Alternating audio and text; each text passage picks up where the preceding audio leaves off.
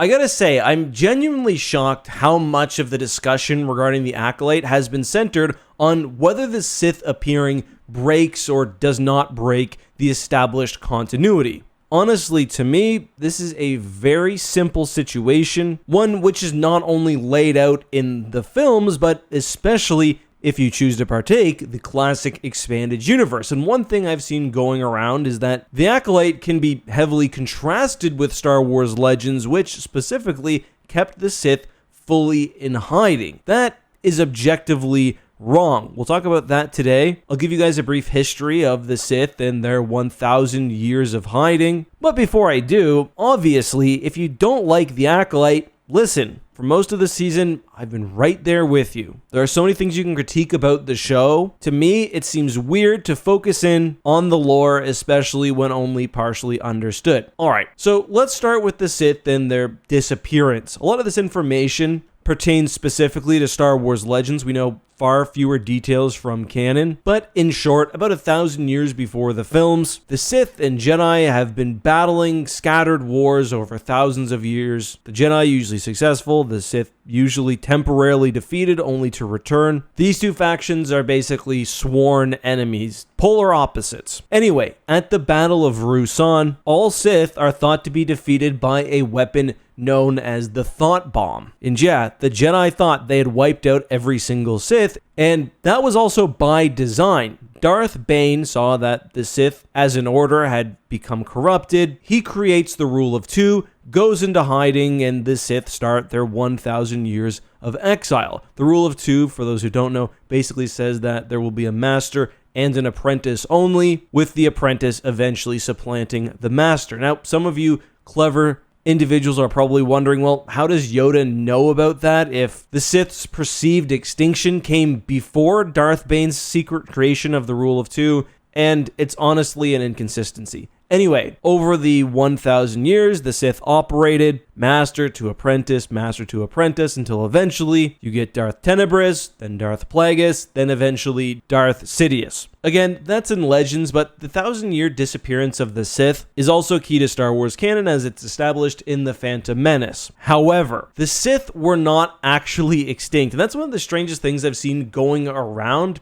People holding up Ki-Adi-Mundi's comments in Episode 1 or Mace Windu's comments as evidence that the Sith shouldn't exist. I mean, no. The Jedi were wrong, that's the entire point. And that's what the Acolyte itself needs to maintain. Yes, the Sith exist. What needs to be maintained for the Phantom Menace is for the Jedi not to discover the Sith. Does that mean the Jedi and the Sith can never encounter each other, or that the Jedi can never encounter a user of the Force with a red lightsaber, because that's also something I've seen argued? Well, no. And this is especially true if you want to lionize Star Wars Legends. Logically, no. Not every individual with a red lightsaber is a Sith. Dark and fallen Jedi exist and would have been more common and expected than a Sith reappearance after nearly 1,000 years. And that's why we hear Vernestra Rwoh assume that it's an ex-Jedi who has instructed May. Think, for example, Dagan Gera from Star Wars Jedi Survivor. If, instead of being frozen, he had simply turned to the dark side immediately after the events surrounding Tanalorr,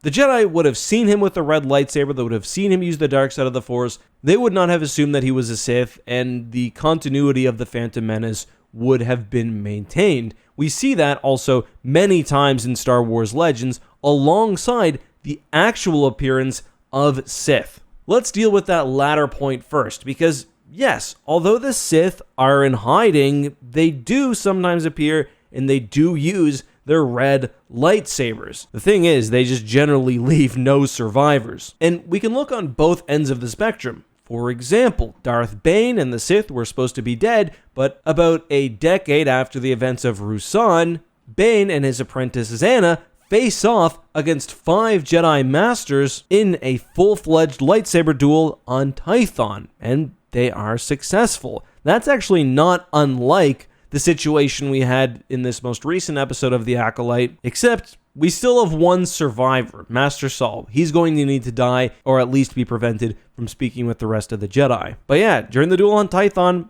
the Sith were meant to be gone. That's 10 years into the timeline. If we want to go to the far other side, right before the Phantom Menace, we see other occasions where the Sith make their presence known. Again, they just do not leave any survivors.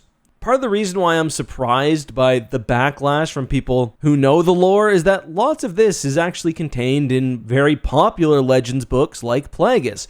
In Plagueis, for example, we see very early on in the novel Darth Plagueis use his lightsaber and openly use his Force powers to take over a shuttle and escape from Beldemnik. Palpatine, and if I'm remembering correct, Plagueis also used their Force powers and lightsabers against assassins when Plagueis is kidnapped, and when it comes to Jedi versus the Sith specifically, although not in Plagueis, we see before their grand reveal in The Phantom Menace, and in training, almost Acolyte-esque Darth Maul actually face off against a Jedi Master in combat.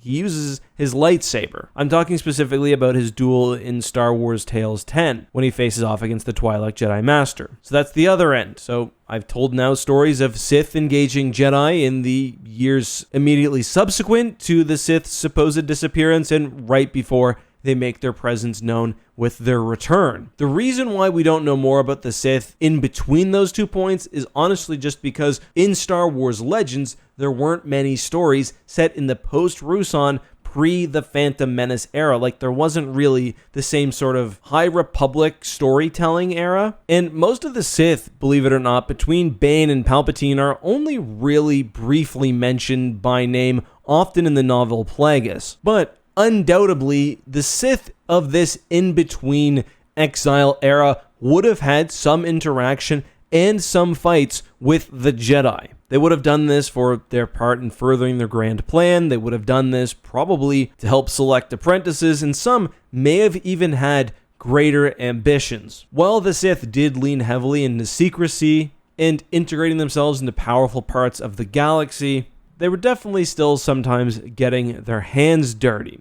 However, what's more, there were also many occasions when other Sith-adjacent groups not only fought the Jedi, but made their presence known to the wider galaxy during this 1,000 years. These were largely dark Jedi. For example, in Heart of Darkness from Star Wars Tales 16, we hear the story of the Yoda-like Jedi known as Minch, who faces off against several Dark Jedi, including one Bip Fasci, who he fights through prolonged combat on Dagobah in the Dark Side Cave.